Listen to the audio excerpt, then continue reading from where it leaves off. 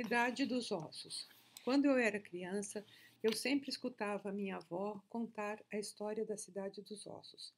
A história era cheia de mistérios e fatos impressionantes, mas, ao que tudo indica, era verdadeira, pois minha avó a ouviu da boca de Matilde, uma parente dela.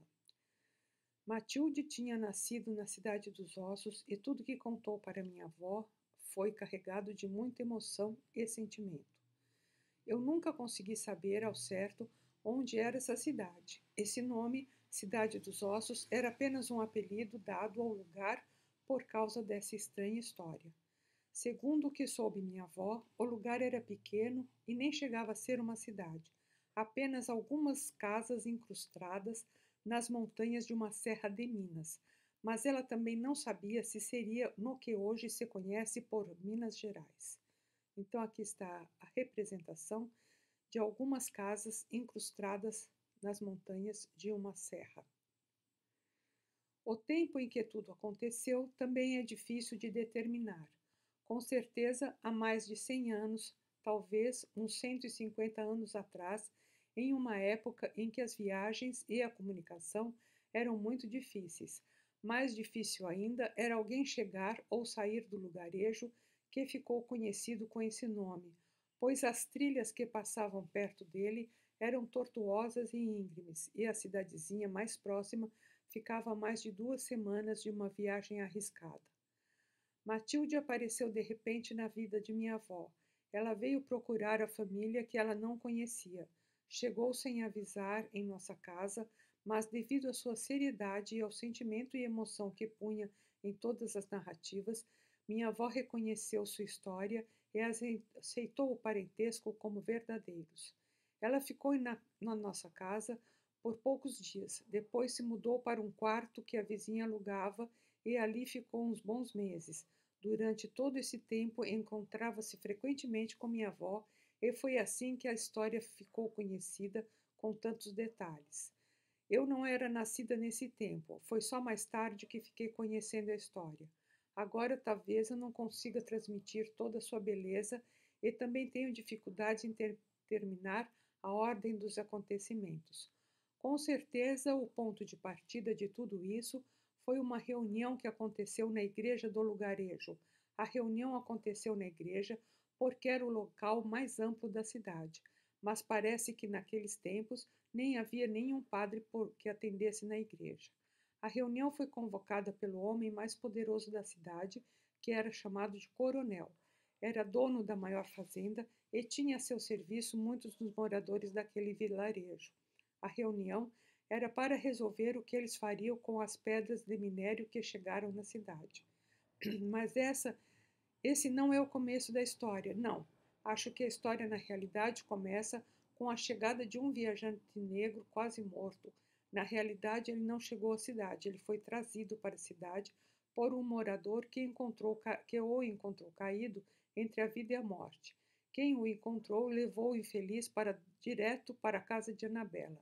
Sim, agora eu percebo que não posso começar a contar essa história sem falar de Anabela. Até hoje eu sinto a emoção que minha avó transmitia ao falar de Anabela, uma pessoa que ela não conheceu, mas que com certeza era a pessoa que ela mais admirava na vida, um exemplo de bondade e sabedoria.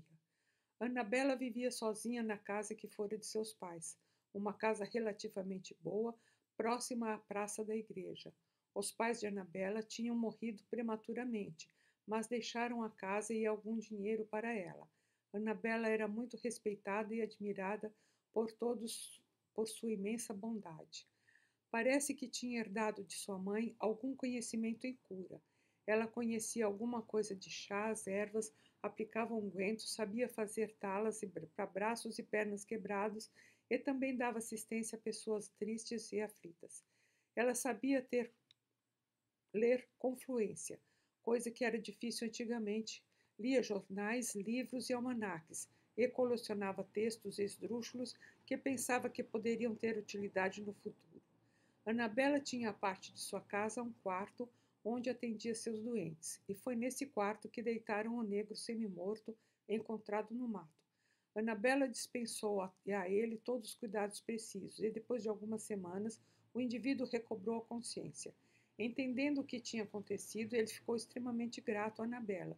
Queria retribuir os favores recebidos, tentou presentear Annabella com um pedaço de minério, dizendo que era algo mais valioso que o ouro. Annabella recusou, mas o viajante pediu então que ela guardasse o minério, pois ele precisava ir ao encontro de sua família e voltaria para buscar a pedra. Ele estava muito apressado e ficou ansioso quando soube que demorara tanto tempo para se recuperar. Depois de alguns dias começaram a chegar outros negros na cidade. Pediam comida, perguntavam por trabalho e começaram a conversar com o povo da cidade. As pessoas então ficaram sabendo que os negros habitavam os casebres a alguns quilômetros dali, na realidade, um quilombo. E estavam acomodados no local já há alguns anos, quando os índios selvagens cercaram o quilombo, exigindo que eles fossem embora. Diziam os índios que aquele lugar era um antigo cemitério da tribo e que por isso não podia ser destruído. Os negros estranharam porque, depois de tanto tempo que estavam acomodados lá, os selvagens apareceram com essa história. Mas os índios começaram a matar e perseguir os negros, que tiveram que se abandonar suas casas e se esconderem no mato. Foi só com a volta do primeiro viajante que eles souberam da existência da cidade e se dirigiram para lá. Suplicavam guarida por alguns dias, e pelo menos, pois tinham passado fome e frio no mato e havia mulheres e crianças junto com ele. O povo se condoeu e eles começaram a se ajeitar onde e como puderam. E foi após alguns dias que a história das pedras de minério surgiu. Alguns negros tinham pedras de um minério e diziam que era mais valioso que o ouro. E foi nesse ponto que os habitantes da cidade souberam que os negros, ao fugirem do quilombo, trouxeram todo o minério que puderam carregar. O minério era muito abundante por lá. Eles sabiam que os índios queriam essas pedras e todos concordavam que aquela história do quilombo estar sobre as terras sagradas era história de índio. Na verdade, eles queriam os negros longe do minério. A história logo acendeu a cobiça dos moradores da vila. Alguns dos moradores pensaram em expulsar os negros, mas eles conheciam o terreno onde tal minério tinha sido encontrado. Alguém até pensou em forçar um ou dois a mostrar o local e depois expulsá-los. Ideias não faltavam. De sua parte, os negros intitulavam-se donos da terra do quilombo, mas não tinham armas nem poder para defendê-las. Estavam com medo dos índios e não queriam voltar ao local. Por causa desse minério, o ambiente da vila começou a ficar muito tenso, todos desconfiavam de todos. A pedido de Annabella, o coronel concordou em fazer uma reunião na igreja. Ela argumentou que, se o minério era tão valioso e abundante, eles poderiam dividir os lucros, o que os negros ainda poderiam ajudar no trabalho, pois se eles não ficassem, os homens da cidade sozinhos não conseguiriam nada. Foi com esse clima tenso que a reunião foi marcada para um fim de tarde na igreja. Annabella era uma das poucas mulheres presentes na reunião. Os negros seguiam seu líder, que na realidade era aquele viajante que Annabella curara. Era consenso que ninguém poderia entrar armado na igreja. Os homens do coronel se encarregavam de revistar a todos, mas todos sabiam que o coronel e alguns de seus capangas portavam revólveres escondidos em suas roupas. A reunião transcorria com muitas ameaças e demonstração de força da parte dos dois lados. Ninguém queria ceder. De repente, o coronel empunhou sua arma para amedrontar a todos, e nesse instante alguém chegou à igreja esbaforido, dizendo que a vila estava sendo invadida pelos índios. Os selvagens se aproximavam da igreja, empunhando lanças e flechas. Os dois lados que se confrontavam há um minuto, logo se uniram e fecharam em semicírculo na entrada da igreja. O pavor tomou conta do local. Na hora em que o primeiro índio cruzou a porta, o primeiro tiro foi disparado, a primeira lança atirada. Ouviu-se um enorme estrondo e, repentinamente, uma noite escura caiu. Todos ficaram mudos naquele momento. Perdidos na escuridão, sem conseguir entender o que estava acontecendo, os seres perambulavam e se esbarravam, sentiam-se estranhos e assustados. Annabella resolveu ir à sua casa e fez isso com dificuldade, esbarrando em tudo na escuridão da noite. Demorou muito mais do que o normal para acender o lampião. Foi uma das primeiras a se horrorizar com o que tinha acontecido. Tentou gritar, mas estava muda. Dirigiu-se até o espelho e constatou que tinha se transformado num esqueleto. O povo da praça, vendo o ponto luminoso da casa de Annabella, dirigiu-se para lá conforme as pessoas entravam e eram iluminadas pela luz da lamparina, espantavam-se, e Annabella mostrava a eles o espelho. Todos eram esqueletos. Na hora em que tudo aconteceu, as armas caíram das mãos de todos, e muitas das peças de roupa também. Somente uma outra camisa ficou presa aos ossos. Os que vestiam sapatos ficaram descalços. Estava difícil saber quem era negro, quem era antigo morador e quem era índio. Todos estavam presos na mesma miséria. Todos mudos, sem saber onde ir ou o que fazer. Alguns voltaram para a igreja, outros iam para casa ou para o lugar onde estavam alojados. Ninguém se reconhecia. Esqueletos de crianças vagavam perdidos pela praça sem reconhecer suas mães. Mães desoladas procuravam os filhos sem reconhecer dentre aqueles esqueletos infantis qual seria o seu filho. Mulheres procuravam seus maridos, ninguém sabia quem era homem, quem era mulher. A noite transcorreu escura e densa. Annabella reteve em sua casa algumas crianças para que depois as mães as localizassem. Quando o dia raiou, a visão ficou mais aterrorizadora ainda. Todos aqueles esqueletos silenciosos estavam perambulando pela praça. Alguns tentavam empunhar revólveres que estavam no chão da igreja, mas eram pesados e difíceis de fazê-lo funcionar só com os ossos dos dedos da mão. O coronel, em sua casa, grudou em seu peito um papel que dizia Coronel. Queria impor respeito, mas ninguém se importava com ele, pois ao invés de sua pança volumosa e a fisionomia autoritária que ele tinha, gestos delicados de um sorriso e sua fisionomia autoritária, ele tinha agora gestos delicados e um sorriso estampado no rosto. Na primeira semana tudo foi tristeza e desolação. Achando que estavam mortos, muitos ficaram deitados por dias. Aos poucos entendiam que estavam vivos e ao fim da segunda semana eles já começaram a se organizar. Matilde disse à minha avó que era consenso entre os habitantes da cidade dos ossos que a aceitação tão rápida para uma situação tão estranha deveu-se ao próprio fato de serem esqueletos vivos. Eram seres mudos, sorridentes, com olhar franco e gestos delicados. Tudo era mais difícil, tudo deveria ser reaprendido, mas muitas situações eram engraçadas e o sorriso de todos era, no fim, estimulante. Foi assim que os habitantes da cidade dos ossos, unidos pela compaixão coletiva, procuraram saídas. Cada coisa inventada por alguém era logo transmitida aos outros moradores. E então as ideias foram se somando e a solidariedade se espalhando entre aquela gente que poderia ser considerada tão sofrida, mas que parecia ter encontrado um novo caminho de viver. Annabella logo se preocupou em aprender alguma coisa sobre ossos. Sua primeira surpresa foi entender que os ossos são tecidos vivos. Ela, assim como muitas pessoas, sempre tinha imaginado o osso como estruturas minerais duras e inertes. A partir do conhecimento de que os ossos são formados por parte mineral e uma parte de células vivas, Annabella sentiu-se viva e logo quis saber o que era preciso para manter a saúde e o funcionamento dos ossos. Pesquisando em seus textos, descobriu que era muito importante uma alimentação variada para a manutenção das estruturas ósseas.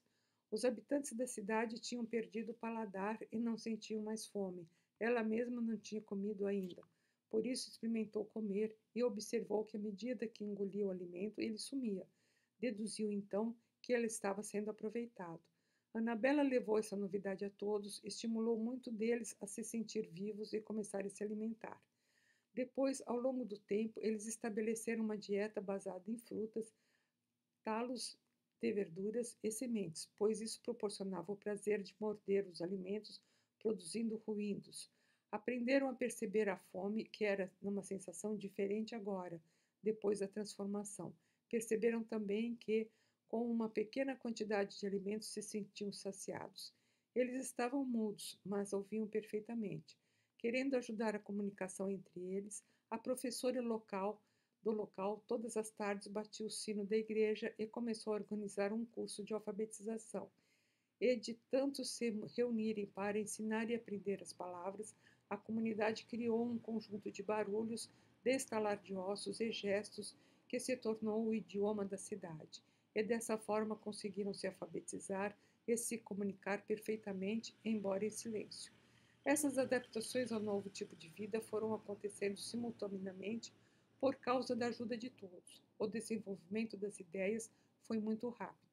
Eles não conseguiam trabalhar muito, o trabalho pesado machucava os ossos e também não conseguiam caminhar por muito tempo, mesmo que utilizassem de meias ou calçados presos a seus pés.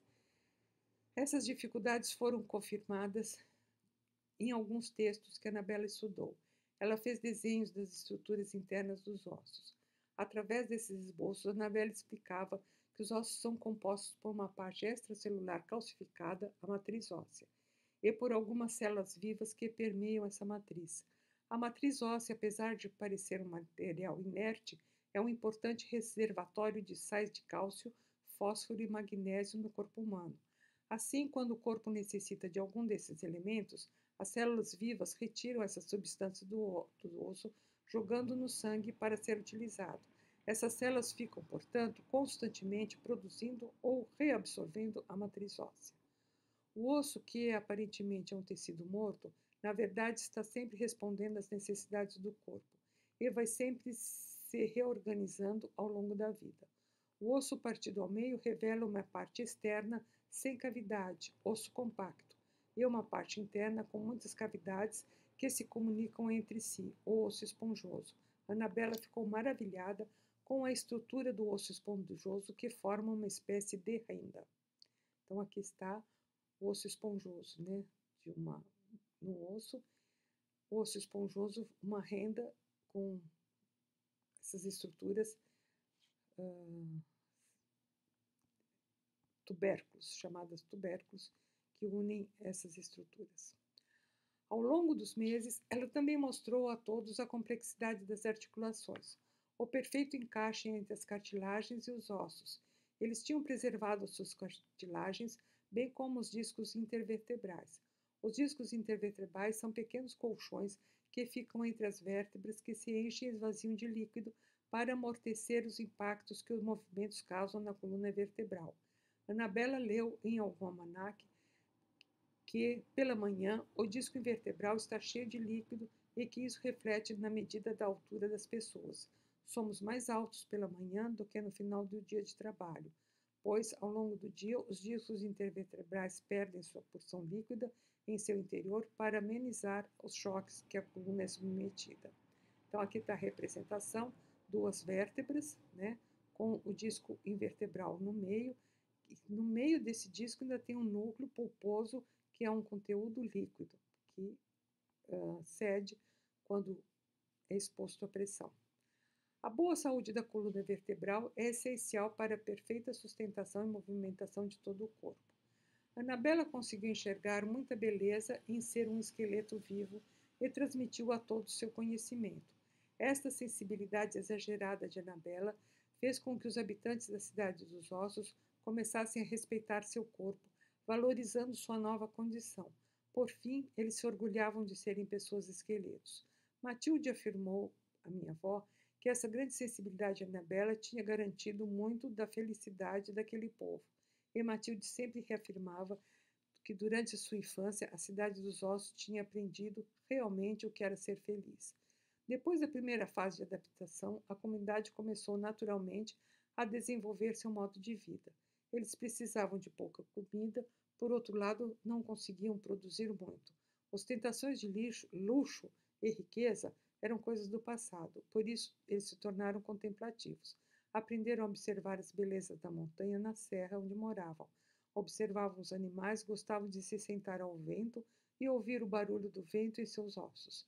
E foi nesse espírito contemplativo que alguém começou a tocar música e todos gostaram. E foi assim que tocar e dançar virou o passatempo preferido dos habitantes daquela cidade.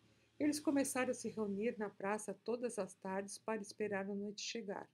Uns poucos meses tinham se passado entre o incidente e o que tinha transformado aquelas pessoas quando Teodoro entrou na cidade. Ele entrou rapidamente na praça em uma típica tarde de reunião e música. Teodoro era primo da minha avó, e em nossa família ninguém conhecia o paradeiro dele, até Matilde aparecer contando essa história. Teodoro tinha espírito aventureiro e encomendou uma das primeiras motocicletas fabricadas no mundo. Logo que aprendeu a pilotar, arrumou uma maleta e foi descobrir esse país que ele tanto amava.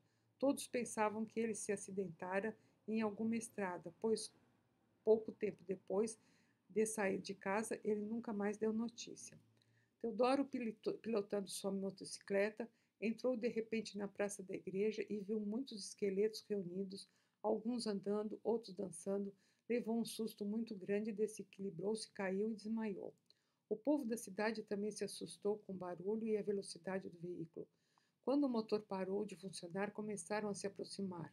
Viram que o motorista era um homem com músculos e ficaram bem curiosos. Mas o homem estava desmaiado e por isso foi levado ao quartinho de Anabela. Tiraram o casaco, o chapéu e as botas dele e Anabela começou a fazer compressas em sua testa. Os habitantes de Esqueleto entenderam que ele iria se assustar de novo quando acordasse. Por isso resolveram escrever um bilhete que explicava que há alguns meses os habitantes da cidade tinham se transformado em esqueletos vivos, mas que todos eram amistosos e que, se o viajante quisesse descansar na cidade, era muito bem-vindo. Quando ele estava para acordar, todos saíram do quarto e Anabela fechou a porta, deixando o bilhete no chão, bem à vista do rapaz. Depois de algum tempo, ela abriu a porta e vagarosamente foi entrando, pegou sobre a mesinha um lápis e um caderninho e perguntou ao rapaz se ele estava com alguma dor. Ele fez que sim com a cabeça, ela perguntou aonde e ele pôs a mão no ombro esquerdo. Anabela começou a andar em seu quartinho e preparou um emplasto, abriu um pouco a camisa do viajante e aplicou o emplasto em seu ombro. Outros habitantes da cidade começaram a entrar vagarosamente no quarto. Teodoro pegou o lápis e escreveu: Quem sabe ler? Todos assinaram com as mãos, e alguém pegou um lápis de sua mão e escreveu: Nós somos mudos, mas não somos surdos, você pode falar.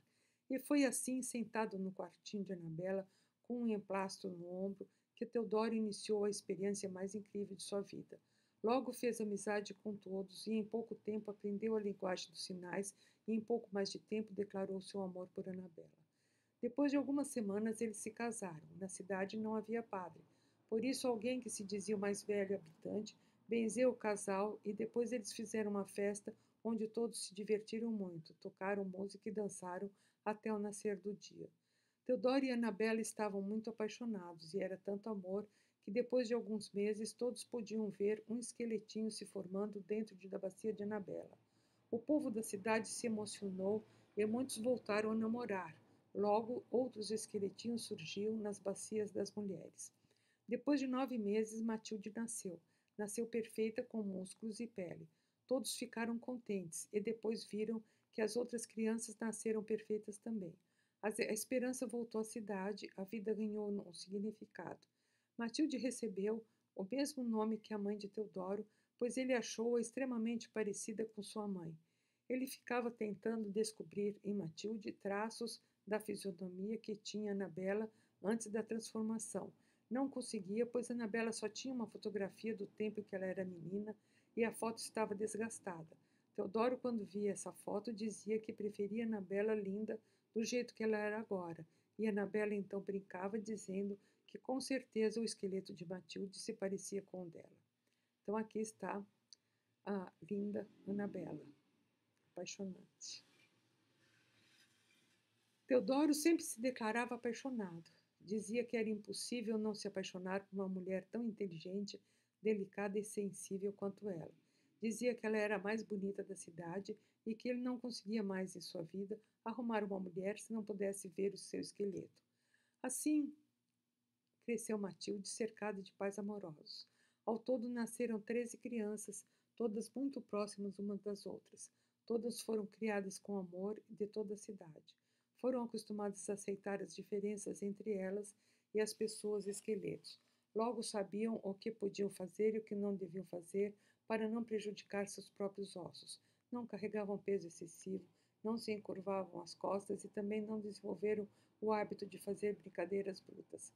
Matilde, mais do que todas, incorporou todo o respeito que se deve ter em relação ao corpo humano.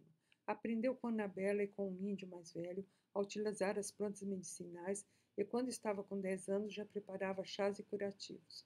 Matilde ia completar 12 anos quando os habitantes da cidade dos ossos começaram a se sentir fracos. Annabella preparou o chá, selecionou alguns alimentos para a dieta deles, mas não conseguiu nenhuma melhora. Annabella também se sentia fraca.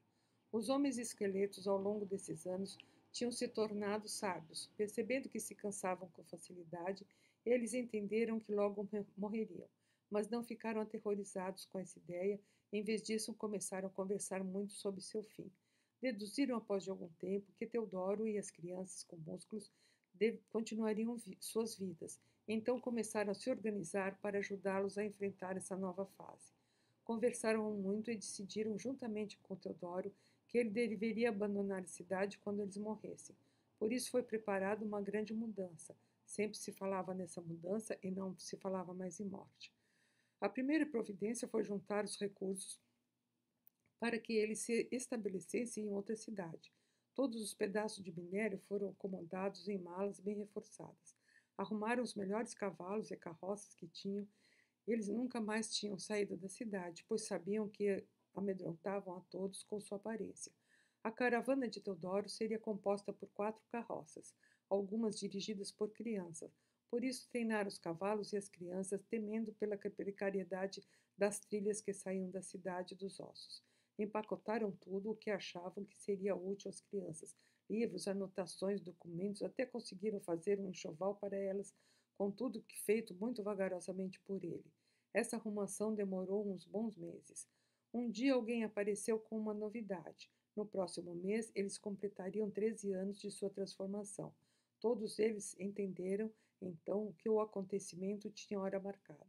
Eles davam muitas instruções a Teodoro. Parecia que ele era mais uma das crianças. Ficou determinado que ele ficaria na primeira cidade que encontrasse pelo caminho, e também na primeira casa disponível que ele achasse nessa cidade. Isso porque os mais sábios da cidade entendiam que o destino estava escrito e que as escolhas de Teodoro seriam as melhores possíveis. Acreditavam que ele tinha vindo à cidade dos ossos, salvar essas crianças e assim dar um significado maior àquele estranho incidente que os tinha transformado em esqueletos. Por isso, tudo daria certo para Teodoro. Foi um longo mês. Annabella ainda tentava fazer poções que os reanimassem, mas nada adiantava. Alguns índios diziam que tudo já estava determinado e que nem nada poderia ser feito. Resolveram então fazer uma festa com muita música e diversão para o dia anterior à mudança. Assim, as crianças se entretiveram preparando tudo para a festa. A festa durou toda a noite. Quando amanheceu, eles foram terminar a mudança das crianças, fazer os últimos preparativos. No fim da tarde, todos souberam que tinha chegado a hora e se encaminharam para a igreja. Conforme iam chegando, procuravam um lugar no chão, deitavam-se e morriam. Os ossos de seus corpos desgrudavam-se. Quando todos os esqueletos morreram, Teodoro ficou transtornado. Foi até a torre da igreja e tocou a batida fúnebre durante quase toda a noite.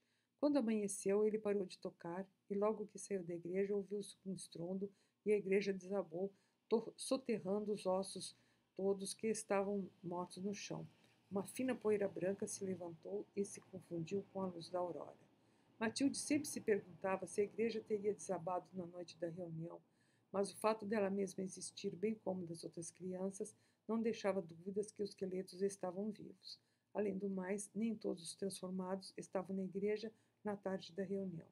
Sempre que Matilde pensava nisso, entendia que aquelas pessoas haviam sido dado uma outra chance. Eles viveram de uma maneira diferente depois da transformação e provaram a seus filhos que era possível viver muito mais simplicidade. Quando o dia raiou, as crianças acordaram, acomodaram-se na carroça que estavam preparadas e começaram a viagem da mudança. Teodoro ia na última carroça. Tinha sido estabelecido que, em caso de qualquer dificuldade, elas deveriam parar as carroças. Eles esperavam um caminho longo e difícil, mas felizmente a estrada ruim durou apenas umas 4 horas. Logo encontraram uma estrada em melhores condições. Não era pavimentada, é claro, mas era mais larga e tinha poucos buracos. A viagem durou até às 3 horas da tarde, quando entraram em uma cidade muito agradável. E depois de percorridas alguns quarteirões, Teodoro pediu para ir na frente e, de repente, entrou com sua carroça em uma rua muito simpática e logo encontrou uma casa à venda.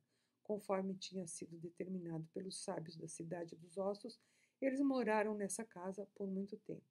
Nessa cidade havia uma boa escola e as crianças começaram a estudar, e Teodoro ficou conhecido na cidade como o homem que tinha salvado as 13 crianças do desabamento da igreja que mataram seus pais, e por isso foi muito respeitado. As crianças estavam muito bem preparadas e logo aprenderam as lições da escola. Por volta dos 20 anos, eles decidiram se separar. Teodoro era muito amado por todos, mas estava se sentindo doente e em poucos meses morreu. Matilde, depois de um tempo, resolveu estudar medicina. Teve que sair de casa de Teodoro, era assim que todos chamavam a casa agora. Estudou muito e, quando se formou, optou por fazer ortopedia. Logo ficou descontente com a profissão. A ortopedia, naqueles tempos idos de pós-guerra, baseava-se principalmente no atendimento de pessoas que tinham sofrido traumas. Ela sempre se perguntava por que as pessoas deixavam-se sofrer esses traumas. Não conseguia entender, já que nos anos em que tinha vivido na cidade dos ossos, não tinha visto nenhuma perna quebrada, sem contar que lá os habitantes tinham seus ossos expostos e mesmo assim poucos se machucavam. Matilda ainda tentou por um tempo dedicar-se ao atendimento dos casos crônicos, e aí a sua decepção se confirmou. Os pacientes que chegavam ao serviço de atendimento reclamavam de dores terríveis em diferentes lugares do corpo. Eram homens que se obrigavam a carregar peso além de suas forças, estimulando seus músculos a comprimir seus ossos. Ou pacientes que, por necessidade de profissão, não se permitiam descanso, lesionando a estrutura óssea ou a estrutura dos tendões que ligavam os músculos aos ossos. O procedimento dos médicos era apenas receitar remédios para diminuir a dor ou propor cirurgias que agrediam ainda mais as estruturas ósseas. Dores na coluna vertebral também eram tratadas dessa maneira. Ninguém se preocupava em atuar nas causas da má postura. Eram pessoas que se deixavam engordar, prejudicando sua coluna, ou aquelas que trabalhavam excessivamente em posições desconfortáveis. Se fossem habitantes da cidade dos ossos, todos esses pacientes sentariam na praça e conversariam uns com os outros até acharem uma solução que não machucasse ninguém. Estariam conscientes que primeiro deviam preservar a estrutura de seu corpo. Mas os homens esqueletos tinham uma filosofia peculiar de procurar a felicidade naquela vida limitada que tinham. Matilde sempre se perguntava por qual razão as pessoas fora da cidade dos ossos, com tantas possibilidades, se machucavam mais e eram mais infelizes do que os transformados. Não deveria ser ao contrário? E o que dizer da busca das mulheres pela aparência sensual, imaginando que ao calçarem sapatos de salto alto tornam-se mais belas? Será?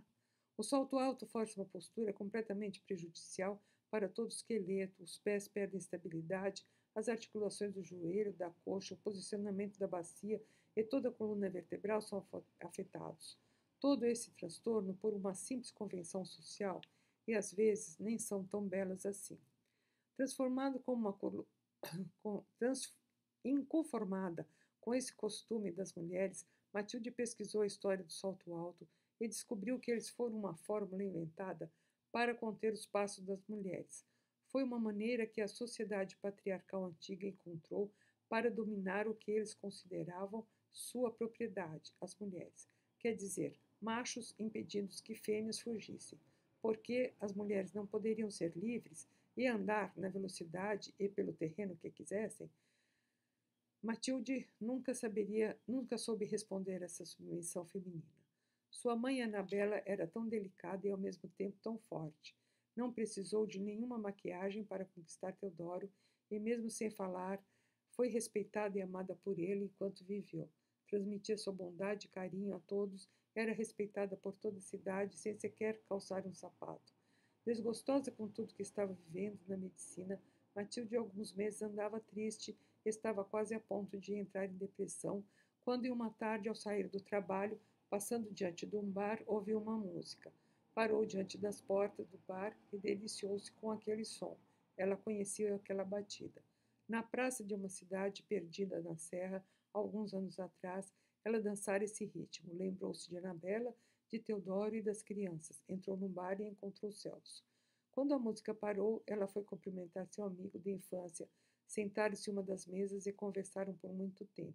Não sei se alguém que estava no bar percebeu que aquele casal que estava conversando animadamente, na verdade, não estava falando quase nenhuma palavra. Foi um pouco depois desse encontro que Matilde foi visitar minha avó. Ela precisava encontrar a família e contar toda a história de Teodoro para que se orgulhassem dele. Contou ainda que ele seria sempre lembrado, pois a casa que ele comprara para os órfãos tinha se transformado em uma escola de música, Casa de Teodoro. Alguns dos órfãos tinham seguido a carreira de músico e decidiram transformar a casa numa espécie de escola de arte, com lições de música e dança. Queriam, através da música, transmitir a felicidade que aprenderam com seus pais, uma felicidade simples, carregada de compaixão e tolerância. Aqueles órfãos entenderam que deveriam valorizar seus sentimentos mais íntimos, pois ali estava toda a maior beleza de sua vida. Matilde, que tinha andado tão sozinha e triste enquanto estudava, resolveu se juntar a eles. Minha avó suspeitou que havia alguma coisa entre ela e Celso. Soubemos depois que eles se casaram e que ela trabalhava na casa de Teodoro, mas que às vezes atendia algum doente, receitando os chás que havia aprendido com Anabela. Então, aqui termina a história. Aqui termina a história. Se você gostou da leitura, dê um like, inscreva-se no canal, que me ajuda muito, tá? Compartilhe o texto com seus amigos.